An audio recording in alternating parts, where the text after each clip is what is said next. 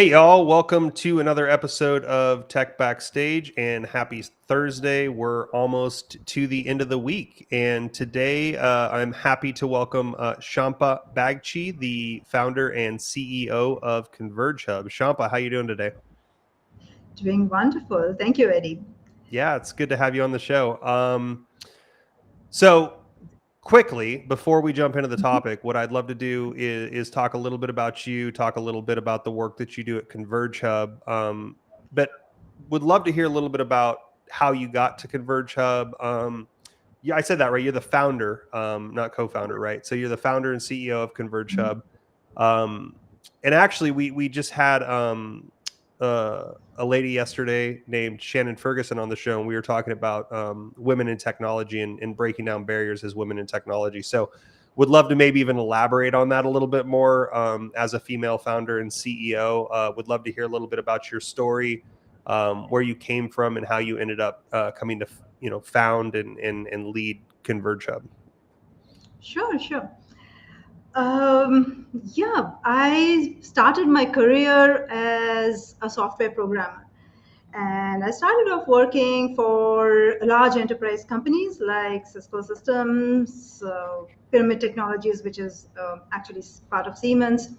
And what I was doing there is I was essentially working on the large enterprise softwares. So, and at that time, CRM, a customer technology as a concept, didn't really exist. It was just kind of beginning. It wasn't really called CRM, and I was always working on that customer facing side of things. And it was really, we were working on ERP applications, and we were Mm-hmm. building out the front side of things where we were taking orders, online orders, and we were managing customers. So that's how I started off. Later on, I also worked on a few startups and mid-sized companies, but it's always been my passion to have my own company because I come from a family of entrepreneurs working on different areas. So, which is when I started off with another company. I founded another company called CoreLinks. And what we do at CoreLinks, it's a boutique software development firm. So it's a custom software strategy as well as software development. So we work for different clients, building out custom software for them. And while we were working on that, what I kept seeing again and again, the software that we were being asked to build was for a CRM in some shape or form. It's a part of the customer lifecycle that they were asking us to build. So I kind of got a little bit curious about that. Why so? Why only this type of technology is coming in as a requirement? And when I started looking into the market, what I saw is what we have in the market is either some very big kind of CRMs, which is large scale, takes like a PhD to implement, or we had like very small, tiny CRMs, which were really glorified contact management systems. But medium and small businesses their processes are not that simple. So you would need a kind of software which helps them manage their processes, which was almost non-existent in the market. And that's when I decided to build Converge Hub. What Converge Hub does really is that we manage the entire customer lifecycle. So starting from sales to marketing to customer service to billing, the entire lifecycle of the customer. And from the time he's like a cold email on the list until the time he's your raving fan, entire thing is managed through there. And at the same time, it's something that's easy to implement and even doesn't take a PhD to implement. So that's the goal. But at the same time, it does support complex business processes. That's always been my goal, and that's the backstory of Converge Hub, and Very just go cool. from there. Mhm. Not to make assumptions, but I believe you went to school overseas, right? That's So true. just curious, what was that transition like coming to the United States? Was it difficult to come here? Did you come here to study, or what was kind of your transition to the Bay Area? Right. So actually, I did go to school in India, and I just started working there when I didn't come here to study. I came here on a project, on a customer project, and the transition initially was It wasn't easy. I literally came here with $100 in my pocket, Wow. but I had a job. I had a Yeah. job. So that's how I started working. Had a lot to learn, of course, in terms of the work culture. It was different. And I initially came to LA. So that's where I started off working on a client project. And then, I switched companies, joined these other companies that I spoke about. So it was a transition, but it wasn't as hard, I mean you would make it out to be. It was more like a step at a time. So it didn't happen. If you look at the big picture, the entire thing, maybe it would seem like a big deal, but when you look at, it's the next day, here's a new thing that I need to learn, or here's the next thing I need to be aware of, and you just go from there. And I Right. was always very, very passionate about my work, so that helped, I guess. Okay. Cool. So appreciate the backstory. We had a guy on the show not too long ago, and we were talking a little bit about that. And I always find it fascinating, the journey of a founder. Right? It's not just people that grew up in the Bay Area. It's people like yourself coming from overseas to not just the Bay Area, anywhere in the United States, but Sure. starting these companies and taking them from being these ideas into these large companies. And it's always fascinating to hear the whole backstory because and you're right. It's not at least in my journey of starting and owning a company, I've never looked at it, probably because my head's down and I don't want to look up. But I've always looked at it as a step by step process. But Exactly. it's always fascinating to hear just how far someone like yourself has come, and just all the things that you've overcome to become founder and CEO of this company like Converge Hub. Um, so with that being said, and knowing a little bit about your backstory, I'd love to sit down and talk about the topic for today. Today we want to focus on making a difference with tech, talking about how the power of small actions make big differences. Right. I think this really plays back into your story as well. Right. You're talking about, and I see these memes all the time where you're talking about. They're like when you're talking about doing things in one big leap or in smaller chunks, right? And I Mhm. think what we're going to be talking about today is very similar to your own story as somebody's coming to the United Exactly. States and starting a company. Is you take it in smaller bites, but those smaller chunks actually end up leading to a much larger result, right? Talk to me a little bit about you're talking about Converge Hub and the market it fits into, but talk to me a little bit about how Converge Hub on a daily basis is making a difference with your clients, but also like through the small actions that we're talking about today. And tell me a little bit about how you guys do that. Sure, sure. Uh, Actually, to begin that, I think what I have to do is go back a little further and tell you the story of why I started, how I got into software technology in the first place. Why Yeah. was that my career choice? If you'd like to hear that. Um, yeah, so yep, software wasn't my first career choice. I always wanted to be a physicist. Nuclear Okay. physics was my my career choice. And software technology at that time was just coming up. It was just beginning to kind of gain traction in India when I was going to college. And so even though I had decided to go into physics, I just thought I'll try out a class, just a couple of classes, just to see what it's all about. Wasn't even my idea really, it was a friend's idea, and I just kind of thought I'll go along with it. Right. But when I went in and attended the class, and really from the moment I wrote my first software program, at that time, what I was fascinated with and what I was literally enthralled with is how you can take a problem. I mean, although in my those times, of course, the problem wasn't big. The problem was a small maths problem. But just that idea that you can take a big problem and then you can kind of break it down into small chunks and then solve each little chunk and then put it up back together, and here you have a big solution. You have a Hmm. solution to a big problem. So that was absolutely fascinating to me, although it was the very beginning, but I could see that, I could see that potential.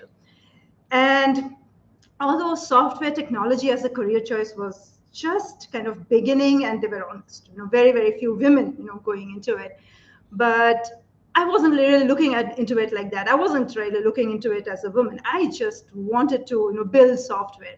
And mainly what fascinated me was that I could sit here in one corner of the world, and I could write some code, which in some other corner of the world would impact somebody's life, which I probably wouldn't even know about. A place where I Yeah. wouldn't even dream of visiting. And that was really, really, very much enthralling to me. I couldn't, I had to get into software just because of that. Because any other career that I was looking at, my impact would only be felt in that specific area. It would be localized. But the way, I could go across the world and touch somebody else's life and make a difference to somebody else's life, that completely changed the game for me. Yeah. And so many years down the line, now that we have Converge Hub, decades later, that's still what keeps me going. That making a difference in somebody's life, where you could make little differences though, and that's what I keep telling my team, when we are building Converge Hub, that you don't have to do something that's earth-shaking, groundbreaking kind of thing. It could be just little things. This little feature that we are adding, or this little bug that we are fixing. Maybe that helps somebody go home a little bit early. Maybe it helps a sales rep be a little more confident when he's making his next call, or helps a customer service rep be a little better prepared, or somebody who's having a stressful day has a little bit less stress, or able to finish his or her work early because of Converge Hub. And that's how I think we touch lives. So that's where we are going at. Yeah, I love that. And that's kind of like to your point about why you got into software. I think that was the same thing for me. I come from a different background. I went to school to be an electrical engineer, dropped out, was an audio engineer for a bit, but the thing that really got me hooked about software as well, besides the fact that I could create this program on my computer and it would do something that I would never be able to do. Um, but besides that, being able to act, like you said, being able to affect change through technology was something that always drove me towards the field. That was kind of like one of the things when I was an audio engineer. One of the things that actually drove me into software as opposed to what I was doing at the time was the fact that you can impact so many people and you can affect so much change through technology. Obviously, if you do it responsibly and with good intention. Of course. But you know, being an engineer at heart, like what are we always trying to do? We're trying to solve problems, right? And like Right. that's like literally what we do. And so the fact that you could to take something and scale it up to affect millions or even billions of people was just really powerful for me, right? Um, Right. I've also always felt like it gave us a certain amount of responsibility as software engineers. Even down to they talk about it a lot in AI and machine learning is the ethics of it, right? But I think that extends to anything we do as software engineers because software has the potential and has impacted the world in negative ways as well. Um, Interested to hear your thoughts on tech companies like Facebook and like the way that they're using software because there's been a lot of negative publicity around it, and I think the way that they handle data and the way that some of the large fangs and other large companies handle these things can potentially have a negative impact on people. But interested to hear your thoughts a little bit about kind of the dark side of tech and like what we're seeing right now in the world. Right. The dark side of tech, yeah, I mean, you are absolutely right about Facebook, or or anything that, well, I'm against anything that uses an algorithm to limit your visibility, if you understand what I mean.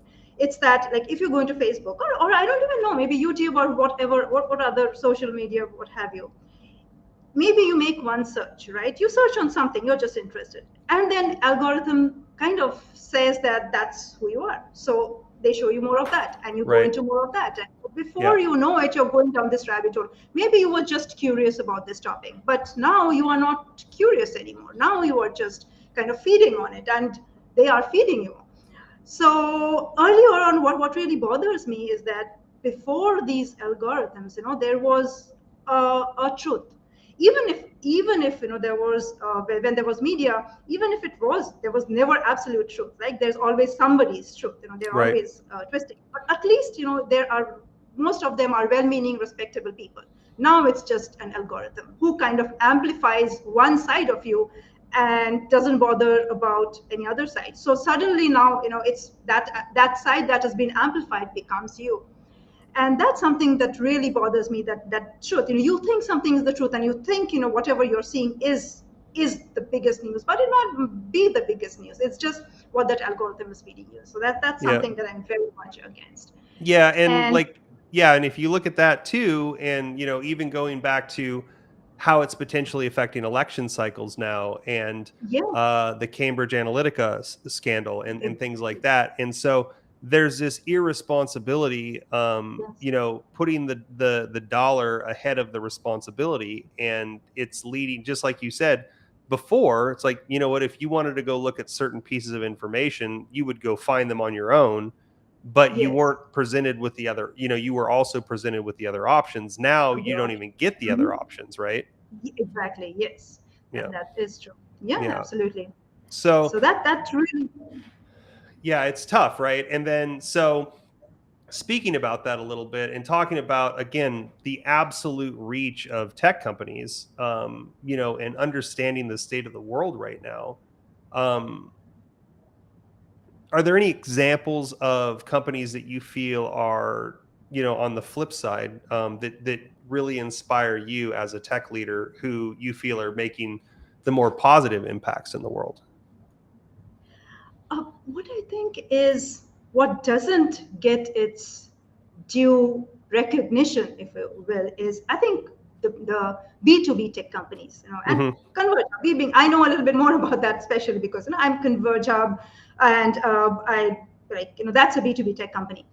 So for me personally too, if it's about growing businesses, right? Hmm. So we are helping businesses grow their revenue.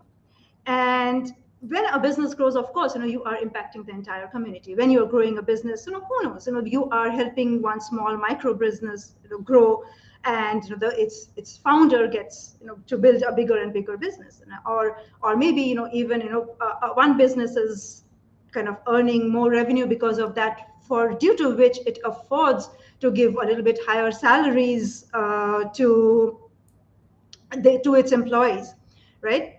So, and who knows, with that salary, the impact that is having on the family. It could be Yeah. that it's maybe once one boy gets his piano lessons, or a mom gets to go home early and, I don't know, to help her daughter with her homework, which in turn helps her become, I don't know, interested in physics Right. and become an astrophysicist, or whatever else. Somebody gets to pursue their passion.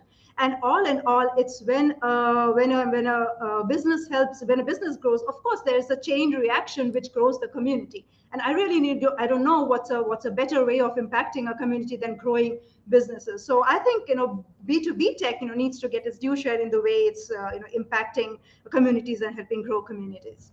Yeah, and I love that too, because if you look, I don't know what the exact statistic is, but small and local businesses make up the majority of jobs in the United States, and Yeah. as those companies grow, we continue to Hmm. benefit the employees, right? And that's I also think that's where there's kind of the largest disconnect right now between technology and companies, right? Because there's a lot of B2B companies out there that service, the Fortune 500, or service these large companies. And Yeah. that's great. They have a ton of money, of course. They can spend whatever they want to on technology and digital transformation and making sure that their processes are efficient as possible, right? But they're not the backbone of the country.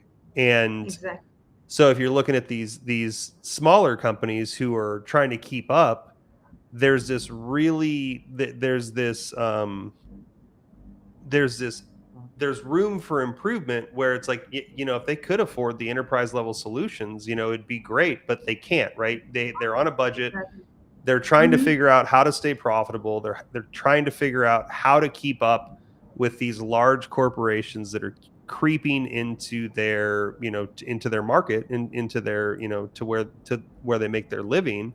And, in order to be as competitive as possible, they have to be able to understand what their profit margins are, and, be able to understand how they can compete with the larger companies. And so you're right, there's this huge kind of unspoken space where the B2B companies that are servicing the large or the smaller companies in the industry, have an ability to make a real impact on a day-to-day basis with real everyday people, right? Not just on the stock market, not just, Right. lining billionaires' pockets, but actually making a day-to-day difference in real people's lives, right? So, That's absolutely it. Yeah, yeah. yeah. And Yeah. yeah, Oh, yeah. and what I So, would sorry. like to, sorry, go ahead. No, I was just gonna say, so, talk to me a little bit. I'd love to hear more just about, again, going back to these small companies, talking about Converge Hub and talking about the small actions that make a difference, right? Getting into just looking ahead, right? Looking at, where we're going, over the next 5, 10 years, talking about, Mhm. um, not just with small businesses too, but also like in the world, like on the global scale, right? We're dealing with, we're dealing with a ton of crises right now. We're dealing with wars. We're dealing with climate change. We're dealing, Mhm.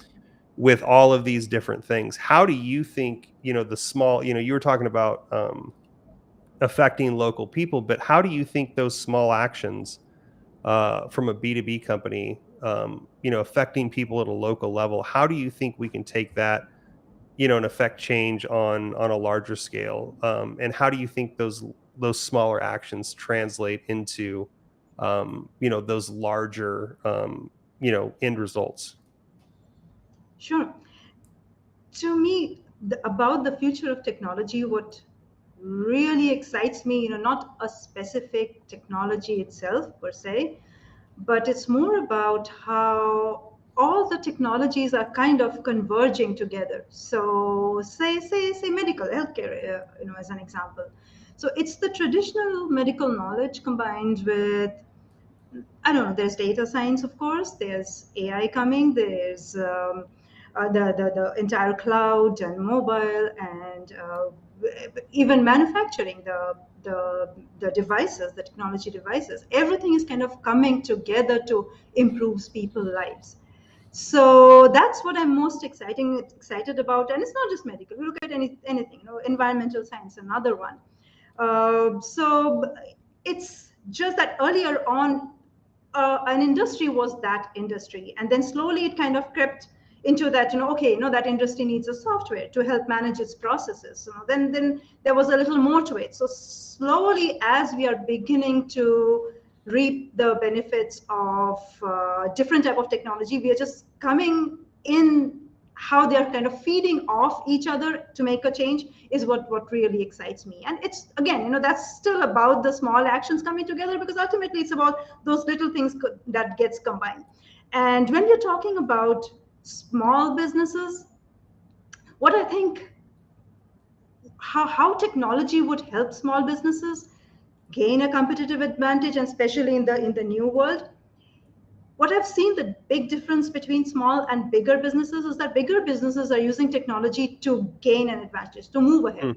Smaller businesses are kind of doing it to kind of stay together. Like, here's my bucket of customers. It's more like a data store. It's less about how do I take this process and make it faster and quicker and make it different than how bigger businesses are using it, so that I can maybe go a little bit further along than those bigger businesses, because it's possible using this kind of technologies. It is possible. You just have to be creative about it. Right. But that there is that thought process, you have to put in that, even those little areas about how you're taking your processes, you think through it and solve that problem. But what I see, small businesses are already overwhelmed. They have so much to do with so little resources. So Yep. that kind of thinking is not going in, which I think is needed in order to survive in the new age. Yeah. I kind of like off, well, not off topic, but kind of like shifting gears here for a second. I don't know if you saw recently what I think it was the owner or the founder of Patagonia did, which was basically, gave his entire company and the wealth generated from it back to fighting climate change, right? But that Yes. brings, like, you bring up a really good point about, and again, this isn't necessarily focused directly on how we're making differences with tech. I think the first thing I want to talk about is, the difference between larger companies always trying to increase their net profits, right? Like, they already have a ton of business. They're like, how can we get more efficient? How can we do more with less? And how can we Hmm. drive that bottom line revenue for our shareholders? And then smaller companies are, they're really just fighting to survive, like you said. But I mean, do you, I guess this is more of a personal opinion, but do you feel like maybe there needs to be a reimagining of how we look at business, how we look at technology, how we look at how it all goes together, right? So you're talking about incremental improvements, which is, something that as a software engineer, I'm really familiar with. CI/CD pipelines, trying to, Sure. add a new feature and push it out when it's QA'd and finished. And so that's kind of the same thing that's going on with big companies is, like last quarter, they might implement a new process and, maybe it generated a bunch of new revenue, but it also generated a bunch of new costs. And then so this quarter, they're going to work on improving the cost efficiency so that they get, but what I'm talking about is going back to technology and going back to the differences between how small companies operate and how large companies operate. Do you think there has to be a reimagining about how we look at things in the tech industry? And maybe not even just in the tech industry, but also, on a global scale. Is there maybe a reimagining of, the financial system, how we do capital gains, how we do, how large corporations are able to, um, not pay taxes, and us little guys are all, paying, a large percentage of revenue back into taxes. Do we need to reimagine that workflow? And B, do you think tech could potentially play a role in reimagining, what a more, I guess, balanced, harmonious world would look like between small businesses and large businesses? Oh, absolutely. Yeah, absolutely think so. And I think tech has, this is a turning point, right? So in the beginning, more and more, when it started off, tech was in the hands of big businesses. So of course Hmm. they used it to their advantage to get ahead and kind of, just like you said, to improve the balance sheet. Yeah. But now in this, we are living at a time where tech is no longer at the hands of the big guys only. Yeah. And even the smaller guys they do have access to tech which can make a real difference. And as that access, it's opening up as more and more people have access to technology that can make a real difference as processing power improves, as software gets more sophisticated. It's coming to a time, to a stage where even a little guy in a garage, and this is always been there, but now more so, it's power of the people, I think. And if enough people come together to use that kind of tech, we can see a difference. Yeah. And more, what happens is that what we're seeing is technology is entering the masses so quickly. And I see that personally when I come back to India, because part of my team is based out of India. In fact, right now I am in India working with my team. So what I see, even a few years ago, you won't believe this, even using a credit card was a big deal.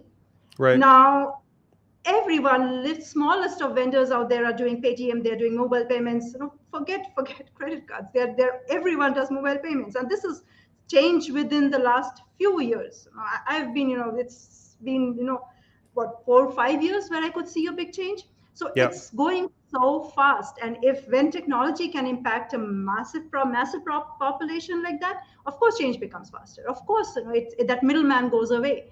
And so I think, we are living in really interesting times where we are going to be able to see where technology starts playing an increasingly different role. It becomes part of people's daily lives, and that's when change is going to happen. Yeah, I agree. And I think, the other thing that's important to understand too is, like the rise of open source, right?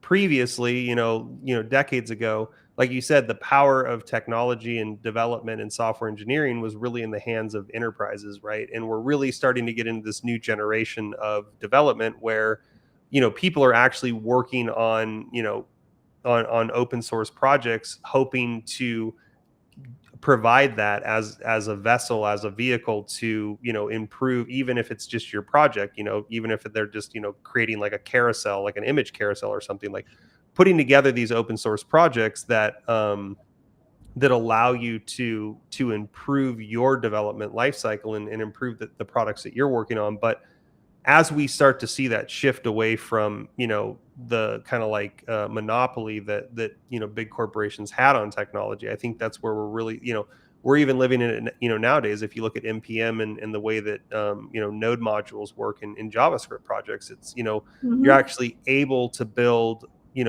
applications on the backs of, the open source projects that other Yeah, absolutely. people have already Hmm. created, right? And these repo maintainers and the people that are doing that work. So, I definitely agree with you, and I definitely think the future of tech is going to continue to, I guess, stand on the shoulder of giants, so to speak, right? As we're going to go out there and people are going to continually improve, and they're going to continually create better and better, apps and better implementations, and we're going to be able to use that to drive innovation in the technology industry forward. So Yeah. yeah, I love that. So Shampa, we are out of time. 30 minutes just flies by around here. So Yeah. I appreciate you being on the show, and I know it's got to be late over in India, so thanks for taking the time. It's got to be like the middle of the night, right? uh, Yeah, it's all yeah, it's almost 12 a.m. So Wow. Well, I appreciate you taking the time to meet with me. Before we go, Carlos, can you just pop in and give us a quick update on what we got going on tomorrow? You're on mute, buddy. Yeah, I know, There we I go. know, I know, I know, I know. So yeah, tomorrow we have one more conversation scheduled, which is with Joe Venuti, the head of sales development, right here below at Cube. That's what we have right here tomorrow at 11 o'clock in the morning Pacific time. So join us, be here or be square. Thanks, Carlos, and thanks again, Shampa, for joining us. thank you, Eddie, for having me. Yeah, Thank hope you, you all have a good Carlos. afternoon. Bye bye. Bye. Bye.